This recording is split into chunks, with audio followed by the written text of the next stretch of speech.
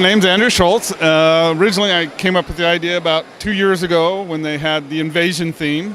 The first thing I built was the round tower, which I actually had 2 years ago, but I couldn't figure out how to fit in the display, so I held it off for this year, and then it's just start building the castle, and once the castle's built, build the base around it, and then I would have gone all the way across, but I kind of ran out of gray bricks, so that's why I have the slope. Okay, and then if we move down this way, we've got the moat here, and then what else do we have? Yeah, well, we have the villagers, what's left of the village with the soldiers attacking through it, and I decided to add the 3 predators as, gods to help out the soldiers, but they're not going to survive. Got about a minute before they get overwhelmed here. It looks like it, yeah. So talk a little bit more about the techniques and some of the different parts of this castle here. Like you've got the towers coming off and some of the cool roof technique. Right. Well, the towers here, I had to get the thing, I had to do them upside down. So because they have no slants like that.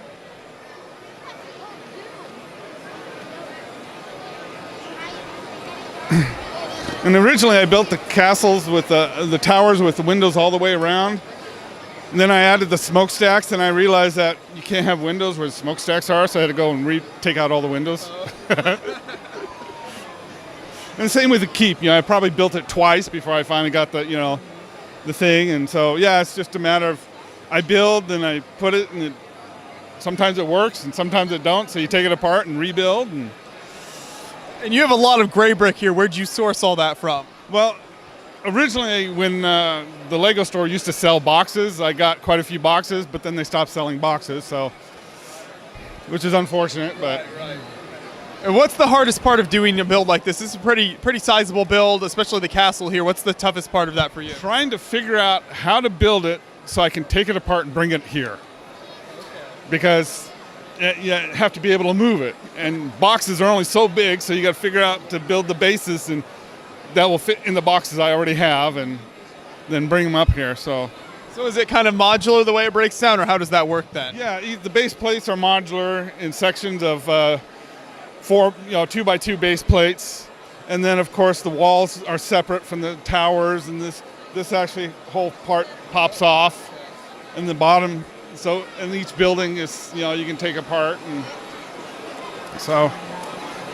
That's really cool. And then I really love your design on some of these houses here. Was there any particular inspiration for the look of these, or how did that work? Well, as you can tell from the 3 middle buildings, those are based on the medieval village. Okay. And the big one, I just kind of went online and Googled, medieval inns, found a kind of a picture that kind of looked cool, so that's how the red roof inn came up. And the barn over there, that's just straight off of one set. I kind of got tired and lazy, so I just, this barn looks nice, and just plopped it on there.